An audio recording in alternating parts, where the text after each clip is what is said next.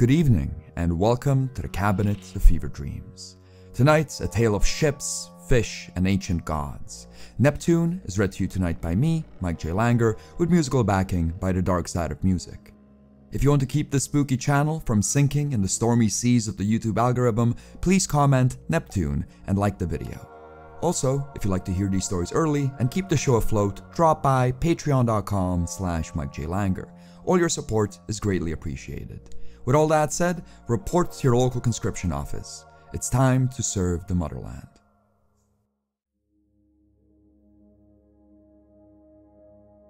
Until recently, all who knew me thought me dead. They thought me a sunken corpse, trapped in a mammoth metal tomb at the bottom of the sea.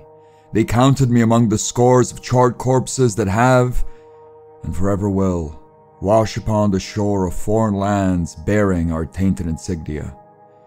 They thought my person rendered unrecognizable and inhuman by the shells of the enemy. They could not find my body, but they thought me dead. It is, after all, on the battlefield that a corpse is best lost in a crowd. My father gripped the microphone with shaking hands and shed public tears for his least favorite son. My brothers, the same ones that tanned my hide so thoroughly in my youth, have collected dizzying sums in my name and swore vengeance against the enemy that they purported had dispatched me from the earth. My family mourned my death to great publicity, and I've skewed my character to fit their needs. When I appeared haggard and broken and mad at the doorstep of our ancestral home, they did not recognize me. When I proved, without a shred of doubt, that I am of their blood, they refused to recognize me. It wasn't until I was dragged away by the authorities and forced for 3 days and nights into a windowless cell that my existence became an irrefutable legal fact. I was hosed and shaved and dressed in a uniform which amplified my delirium to heights requiring tranquilizers. When my family met me again, they greeted me with tears of joy to the presence of all the local propagandists. I was given handshakes and hugs and commendations and medals, yet when I was handed a microphone and asked to speak on the subject of my survival, the sound was cut short. I tried to express the horrors that I have seen at sea, to warn others who might follow in my tracks, yet the state has no interest in the truth. It never did. My family thought me dead, and they were not completely wrong. When I was out there, stuck in that incomprehensible plane of dark blue, I lost a part of myself. A part of my soul was left behind in those frigid wastes of water, and I am left as nothing but a mad, shambling corpse. I may walk, I may breathe, and my wounds have fully healed, but they thought me dead, and they were not completely wrong. I write these words of my own accord.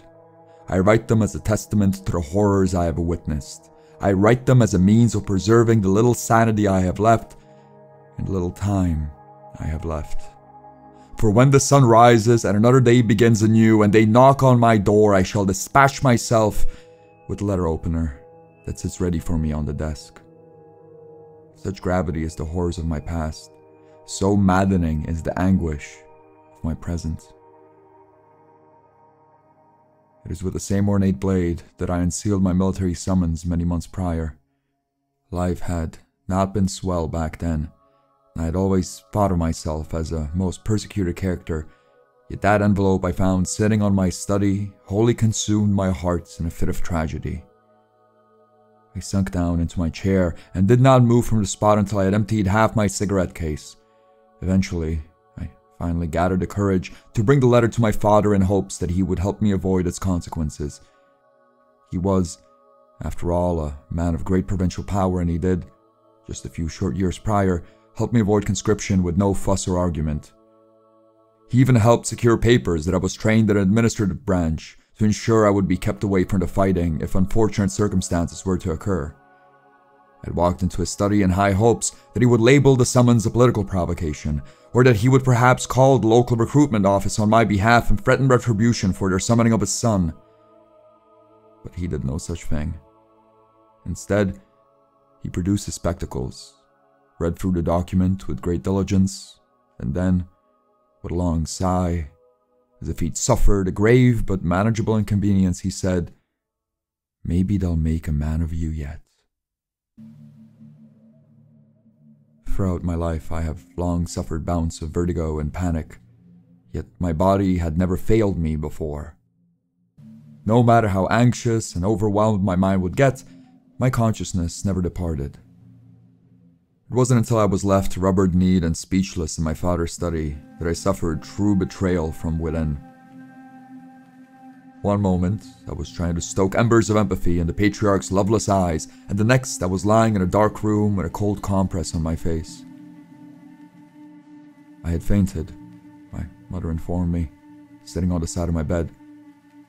My father had not been pleased with my hysterics, and in my mother's eyes, I had indeed overreacted. She had read the summons herself while I was indisposed, and found that I wasn't being summoned to serve in the military. I was only asked to stop by the recruitment office for a health checkup. Surely, my mother thought, once the military men saw my frail build, they would deem me unworthy of the army, and I could return back home. I knew her words, as always, were tainted with wine and naive optimism, but let those blind dreams of escape accompany me into a shallow, dreamless sleep.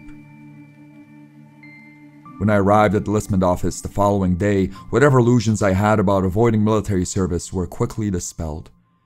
I was to go to war, but I took some amount of comfort that, according to my conscription papers, I was only suited for administrative work. That illusion too, however, was quickly brought to dissipate. We were loaded onto a bus that would have been considered a relic in my childhood. A few of the men sang patriotic songs to pass the time, some drank and played cards in the back. Most, as I stared out of the window in defeated silence. When we arrived at our new, less than favorable lodgings, I tried arguing my case with the superiors. They were deaf to my pleas. I was to go where I was told to go and put up no debate. My insistence at being put on administrative duties did nothing to sway those of higher rank, but they did serve as a source of great entertainment to the fellow mobilized. For 3 days we stayed in improvised cots in an abandoned warehouse. There was no heating, the food was barely fit for dogs, and the commanding officers treated us as belligerent children. My fellow soldiers, much like my brothers and cousins in the days of my youth, quickly discovered my powerless nature and took advantage of it.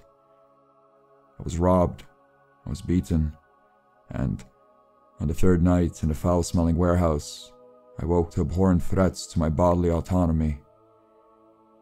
I believe these threats were never brought into fruition, but I am not certain, for when I woke from my troubled slumber and found the laughing brutes gathered around my cot, my soul routed from my body and drove my mind into another fainting fit.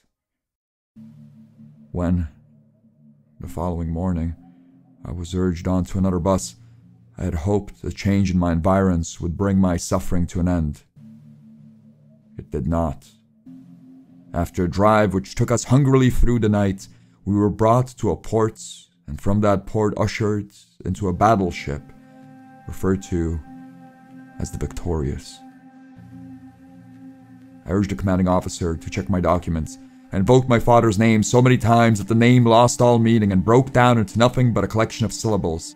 I argued and struggled against being brought onto the ship, yet my protest earned me nothing but violence.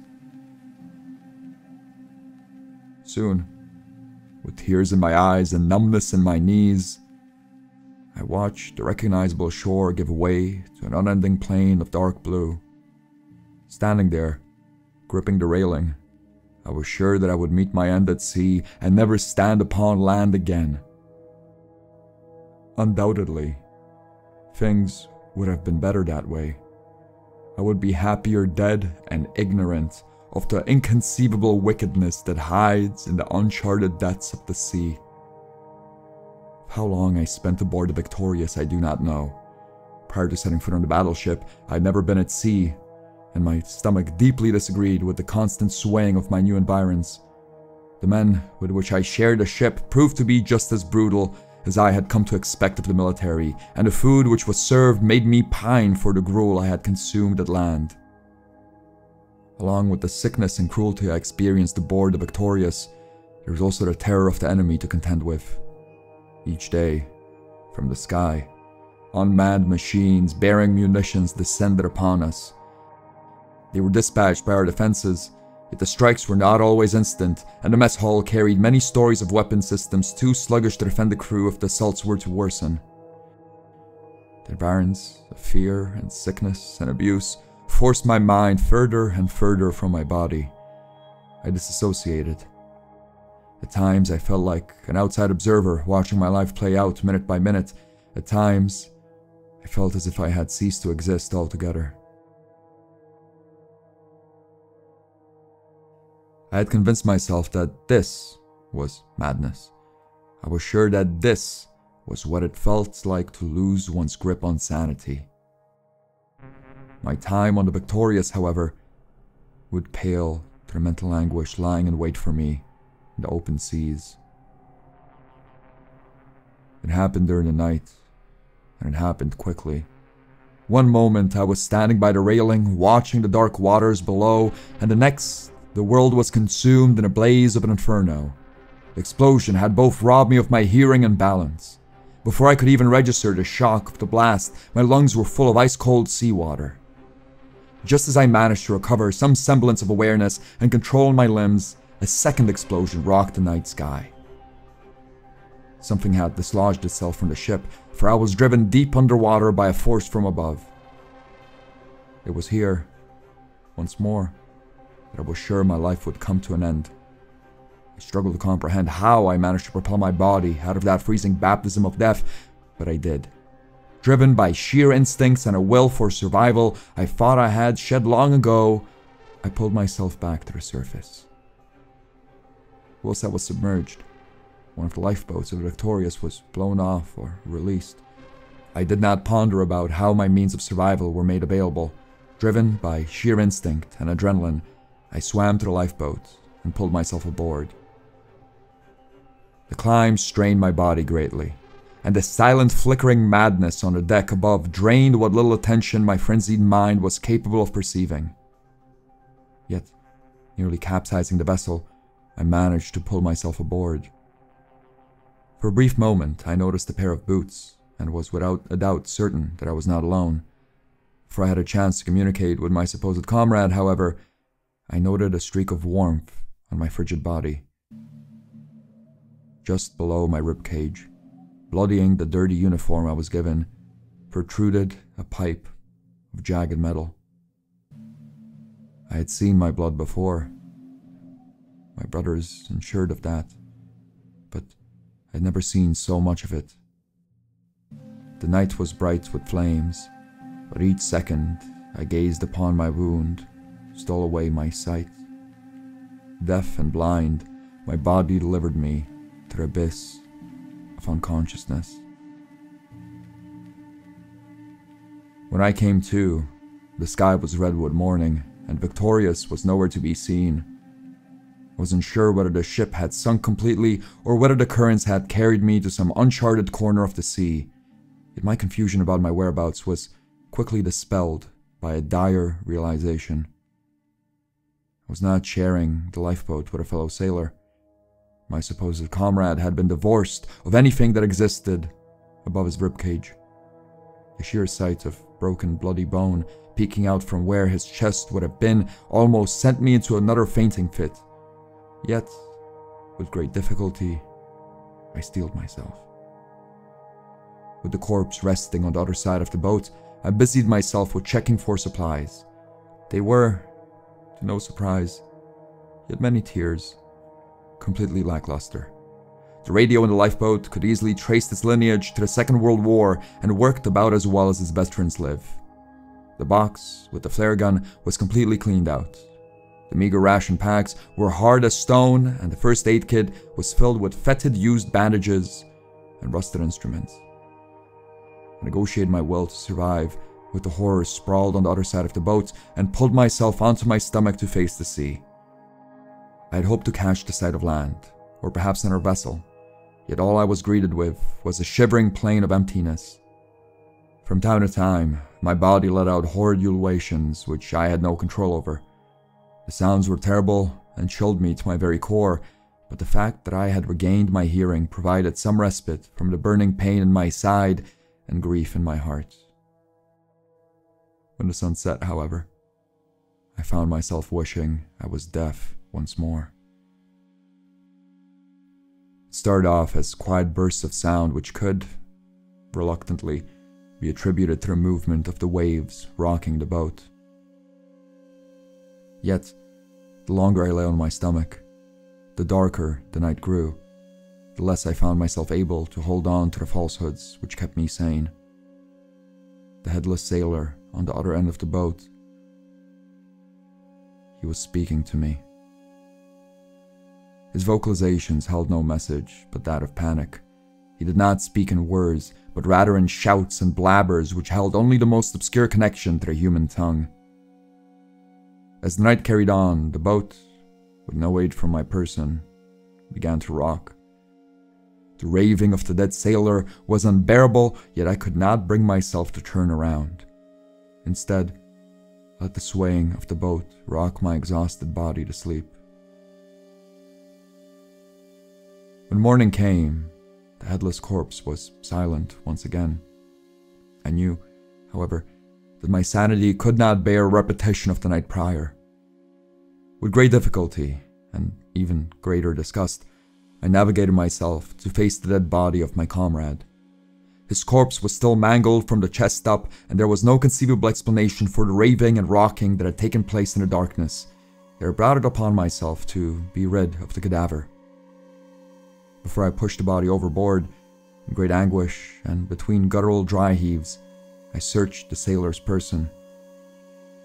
I had hoped for some sort of an identifying mark so that I would know who I had briefly shared the boat with, but instead I only found a half-empty pack of cheap cigarettes.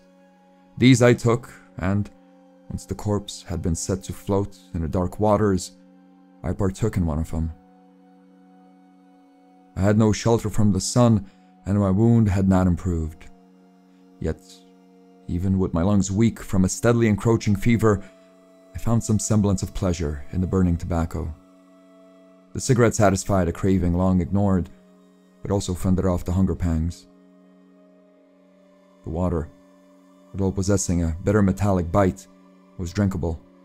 The ration packs, however, brought back no memories of human food. During my first day in the boat, hours later, after I had disposed of the corpse, I attempted to eat. When my teeth could not bite through the solidified chunk of mystery, I even dipped it into the sea in an effort to soften the food. Nothing worked. For to sunset, I attempted to find a way to consume the meager nutrition I was left with, until, on the following morning, in a fit of delirium, I threw the ration packs into the sea. Man underestimates the dependence his intellect has on the world of flesh. As my wound festered and the sun beat down on my face, I quickly became a slave to frenzied visions beyond the realm of comprehension. During the night, even with the corpse shed well out of sight, I could still hear the manic raving of the faceless sailor. The boat still rocked back and forth as if I had been an overgrown bloody infant being forced to sleep by a vengeful parent. Above me, in a sky untainted by the shine of a civilized world, the stars watched me like 1,000 curious eyes. During the day, when I lay on my belly in hopes of forgetting about the sun, I found the most colorful of plump fish watching me from the water. They followed the motion of the boat, floating with their gills nearly peeking out of the water, watching me with their primitive eyeballs. I could shift in the boat as violently as I pleased. I could scream and sing and stomp, yet the fish never left.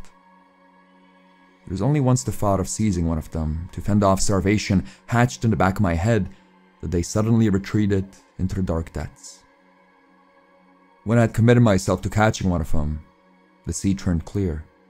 It wasn't until my hope had faded long later that they once again appeared. Were the thought to catch one of them to rise again, they would retreat, were I to reflect upon my sluggish, diseased limbs and decide they were not fit to grasp a living thing, the fish would suddenly return once more. As the days passed, my delirium grew. I would often see other vessels on the sea, both of the enemy and those of my own. I screamed and hollered at the ships regardless of the flags they flew, and demanded rescue or at least deliverance from my suffering. None of the vessels stopped. In the back of my fevered mind, a quiet voice told me that the ships were mere phantasms, and in my tired heart I knew it spoke true. Yet I raged at each rejection all the same. I elected to ration the cigarettes and only smoke once after each sunrise, but the amount of days I had spent stranded at sea is a mystery to me. The cigarette pack could not have contained more than 10, perhaps 12 cigarettes. When, in my utter mind-flaying boredom, I counted the crushed filters I had set aside, I counted dozens, sometimes hundreds, of spent cigarettes. The pack never seemed to grow any more empty, but then, one day, it did. My skin had grown deathly pale, with tinges of yellow by then. I existed in a state of complete delirium, tainted with the harrowing realization that my body should have died, yet it was refusing to do so. There was only one cigarette left in the pack. With as much gusto as my shambling limbs allowed, I crushed the paper box and threw it as far as I could. Using the dead sailor's lighter, I lit up the final bit of tobacco and resolved to, hopefully, expire along with it. It was only with a couple of puffs that the violent rays of the sun relented. A blanket of cool, thick fog descended around me and mingled with impotent puffs of smoke I was leaving in my trace. In the distance, hiding in the fog, I could see the faint outlines of land.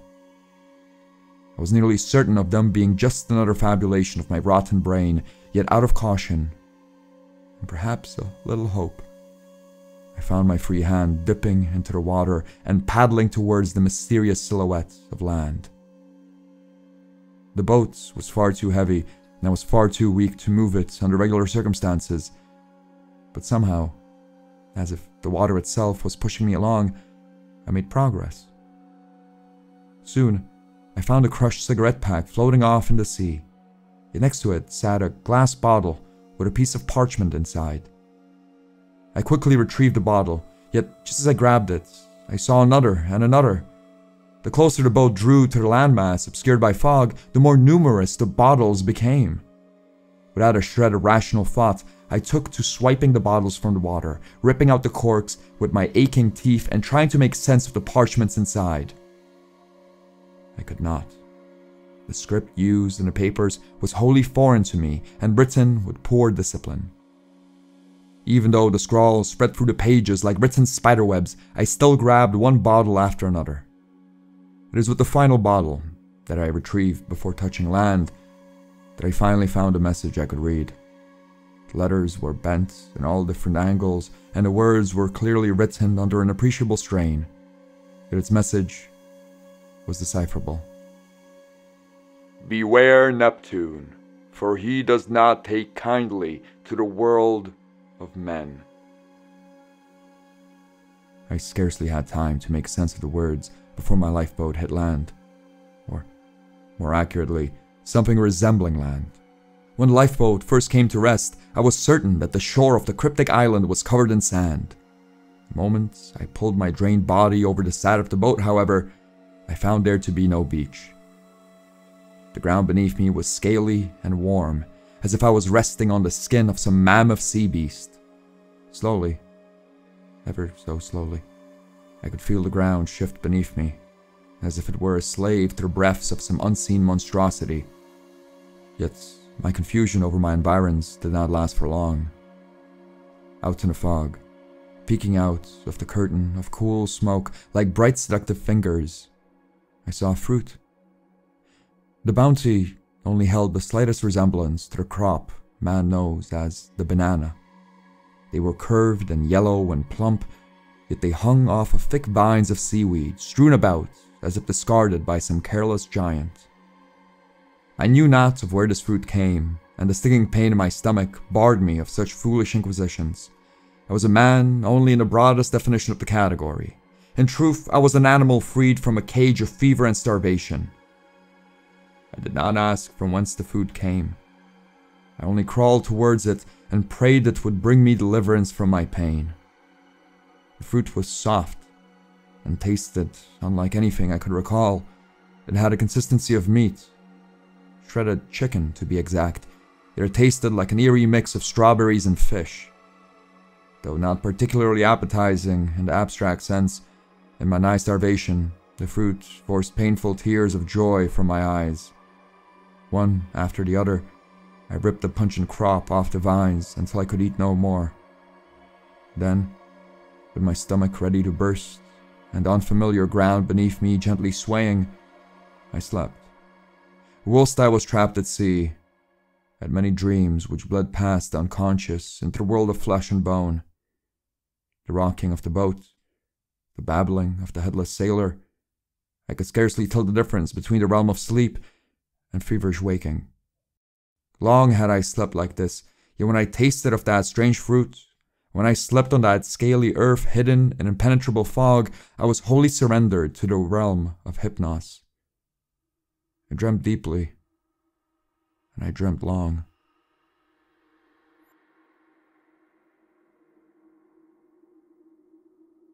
I was a fish. I had scarce awareness of once being a man, but I swam through the dark waters and had fins and gills. At first, I traveled alone, with much anxiety about where I was meant to be going, but soon, from the corner of my slitted eye, I spotted a flash of colorful scales. At first, the other fish bid me no attention. They swam in their directions and, to my relief, had no issue with my distant escort. I still had no idea where I was swimming to, but the flow of fish swimming ahead of me made me feel safer. Steadily, our flock increased. Both in body and spirit, we all grew closer. The slitted eyes around me no longer ignored my presence. They stared at my primitive soul in understanding. The fellow fish even, in a way that would be discomforting to a sober man, smiled at me with their queer lips. I, as a fish, smiled at them in return, finding comfort in the company and camaraderie. We traveled in good spirits through the water and grew even larger as a crowd, and then, when all one could see was fish, we all started to descend deeper into the water. The temperature had dropped considerably, and the darkness turned all notions of community to vague suggestion, yet our flock simply grew closer and bumped into one another to remind ourselves of company. We traveled so in the darkness, until slowly I sensed a faint light in the distance. Until then, I had been keeping pace with the rest of the fish, not getting in anyone's way and traveling at the speed the pack required of me. Yet when I noted the pale blue shine in the darkness, I found myself drawn to the front of the group. I pushed my way past the other fish. They were not angry. On the contrary, in the steadily gaining light, I could see them grin at me as friends. Their teeth were not those of fish, but rather reminiscent of humans. I knew their lips and dentures were wrong, but much time had passed since anything had looked at me with kindness. I smiled back and continued to push forward to the front of the pack to get a better view of our destination. As the source of light grew nearer, its outlines were starting to take shape. We were all swimming towards some sort of radiant gate which sat at the bottom of the sea. I was not the only fish that had sped up. The whole group had picked up its speed. We were all drawn towards that magnificent light, yet there was no animosity. Each fish swam as quickly as it could, knowing that no one would be left behind. I reached the front of the flock and then even further. Even though somewhere in the back of my primitive skull, I knew that I had once been a man, I swam further than all the other fish. The water around me grew pleasantly warm, and a touch of the light felt cosmically correct on my scaly face. I was very near the celestial gate to which my primitive mind drove me when I noticed something was floating ahead. At first I thought it a piece of driftwood long sunk, or perhaps a bushel of seaweed. Yet the nearer I drew, the slower my fins moved. Before me, floating in the water, sat a blood-drained sailor, divorced of his body at his abdomen. With his one arm, he furiously pumped his fist, and with his bloodless lips, he screamed in a silent frenzy. As a fish, I could not hear him, yet I was sure that it was the same headless sailor that had shared my floating cage with me. A sudden terror washed through my cold-blooded flesh. In an instant, I desired to change my direction and move away from the burning ethereal light. My passage, however, was blocked with a wave of fish. I desperately struggled against their smiling onslaught, but on a tide of bodies, I found myself being pushed closer to the gate. The heat of the water became unbearable. The one-armed sailor grasped me in his hand. He squeezed and I breathed in water. I woke human to a dark night, dripping wet, coughing up salt water.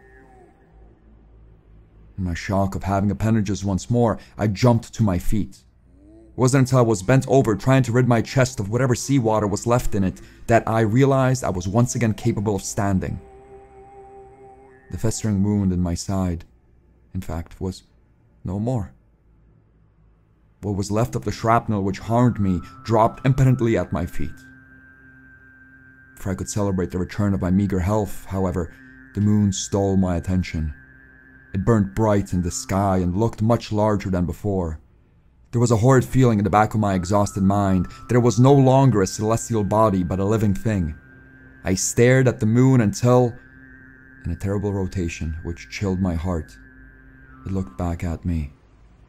The moon was a giant fisheye and was staring straight at me.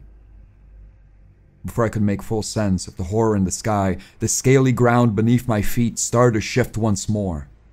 This time, the movements of the isle were not of gentle breaths. They were shudders and pushes and shakes.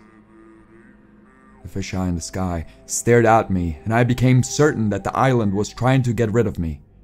Not wanting to be thrown into the water, to be at the mercy of what dwells within, I quickly retreated back to my lifeboat. Round lifeboat, much like in those starving days I had spent at sea, a school of brightly colored fish sat with their mouths above the water, watching me. Some smiled their grins of human teeth, others raved in the familiar tones of the headless sailor, yet I had little mind to pay attention to them. The movements of the isle stole away all my attention and sanity. Just as I set my feet onto the lifeboat, the mass of scaly flesh behind me rose out of the water. With the sudden vacuum, the water was set wild, and I barely prevented myself from falling into the raging depths. I held on to whatever I could, hoping that staying afloat would spare my life. One look above, however, drew my hands numb. Words do not exist to explain what I saw. I can only say that the being of tentacles and eyes and claws that rose out of the sea was nothing which man, or God, should ever commune with. I tried to avert my eyes from the beast, but my body had lost all will to move. In utter paralysis, I stared up at the abomination above. I watched the many eyes of the horrid Neptune, and they watched me in return. They watched me, and slowly, far too slowly, my consciousness retreated in a faint.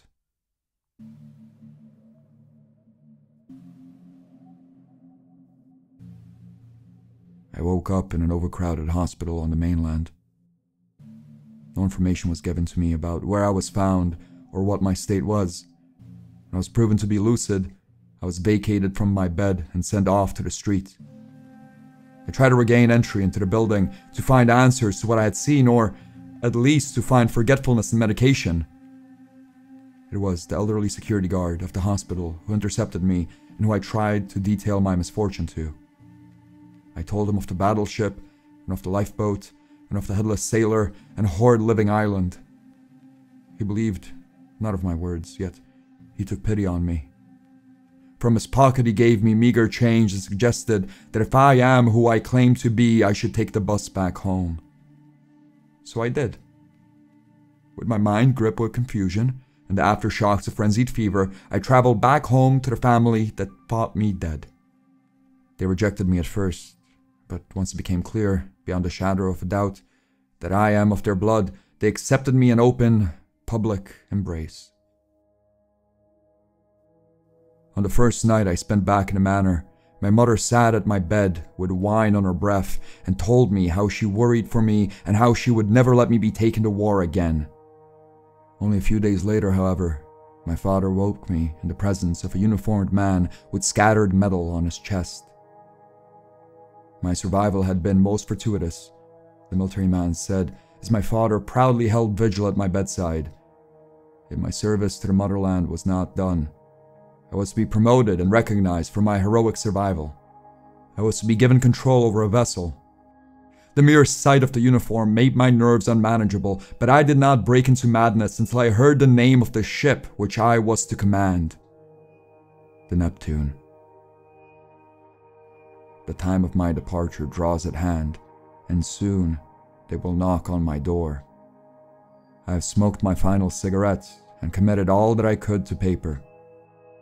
There's not much left for me to do but to grab that ornate letter opener and ensure that I never see the sea again. Beware Neptune, for he does not take kindly to a world of men.